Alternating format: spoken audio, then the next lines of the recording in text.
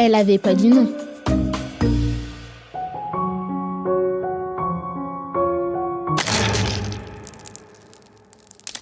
Mais elle avait pas dit non. Oui, c'est absurde. Parce que la personne qui prend le pouvoir sur le corps de l'autre sait très bien ce qu'elle est en train de faire. Les femmes mentent. Effectivement, les femmes mentent. C'est dans leur nature depuis toujours.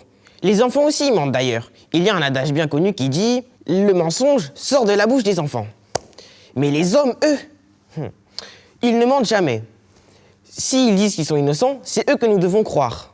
Bon, il y a les braqueurs de banque qui mentent parfois, et aussi les dealers de shit et ces jeunes de cité qui mentent à l'occasion. Mais quand il s'agit de viol, les hommes ne mentent jamais.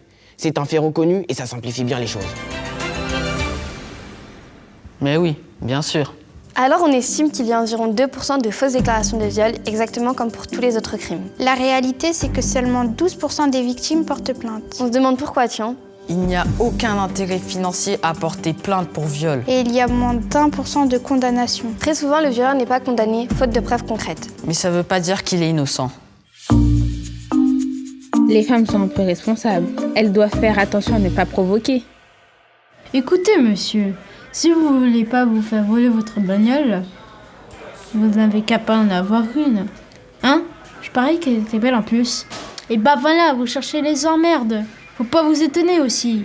Le viol, c'est le seul crime où on inverse les responsabilités et où on fait culpabiliser la victime. Depuis le temps qu'on apprend aux filles à ne pas se faire violer, les viols ne diminuent pas. Il faudrait qu'on change de stratégie, peut-être. Et qu'on regarde du côté de l'impunité des agresseurs, non? Parce que le viol, ça ne vient jamais de la victime. Ça vient de l'agresseur qui exerce un acte de domination. Une violence où le sexe est l'arme du crime. Les hommes ont des pulsions. C'est la nature. Ils ne peuvent pas se contrôler. Oh, des hommes.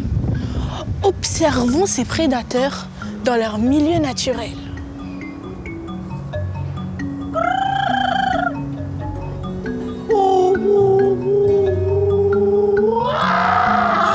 Oui, 98% des violeurs sont des hommes. Mais non, les hommes ne sont pas des animaux. Si c'est pas la nature, ça serait pas plutôt la culture? Si ce qui t'excite, c'est de faire du sexe avec un humain comme si c'était un objet, eh bah c'est un gros souci. Je te propose de t'acheter une poupée gonflable. Si ce qui t'excite, c'est la destruction de l'autre, alors il serait peut-être temps de consulter. Et ça pourra t'éviter d'avoir une série Netflix à ton nom. Les femmes ne doivent pas circuler seules le soir.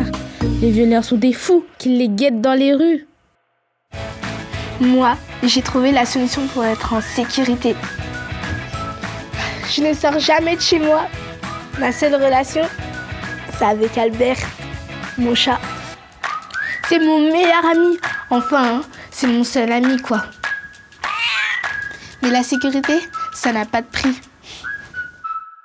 Et non, plus de 9 fois sur 10, la victime connaît l'agresseur. Ces hommes ne sont pas des violents psychopathes, exclus de la société, cachés dans des allées sombres. Mais bien nos partenaires, nos amis, nos frères, nos pères, nos collègues. Et ça se passe à l'intérieur des maisons. On est censé être en sécurité. On n'est pas tous coupables de viol, mais on est tous responsables de mensonges qu'on propage. Pour changer les choses, commençons par arrêter de dire des conneries.